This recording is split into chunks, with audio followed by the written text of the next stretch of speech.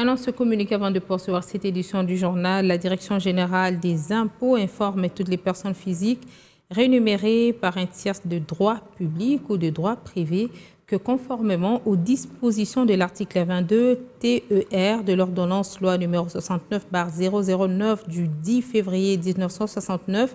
relative aux impôts cédulaires sur les revenus tels que modifiés et complétés à ce jour,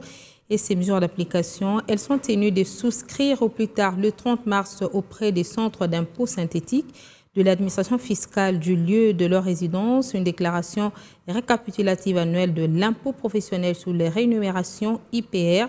afférentes aux rémunérations versées par leurs employeurs au courant de l'année qui suit celle de la réalisation des revenus. Pour l'exercice fiscal 2023-2022, l'échéance de souscription de ces déclarations qui doit être accompagnée des fiches de paie établies par l'employeur conformément au modèle prescrit par la réglementation en vigueur intervient le 30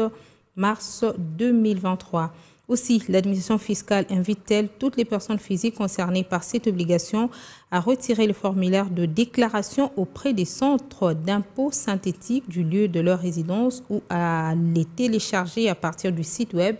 de la DGI à l'adresse suivante www.dgi.gouv.cd. S'agissant d'un employé qui a changé d'adresse d'habitation par rapport à l'année de perception des rémunérations, la déclaration doit être retirée et souscrite auprès du centre d'impôt synthétique correspondant à sa nouvelle adresse. La déclaration récapitulative annuelle de l'IPR doit être souscrite soit sur support papier, soit par voie électronique à travers la plateforme e-impôt employé, même en cas de non-paiement, de paiement partiel ou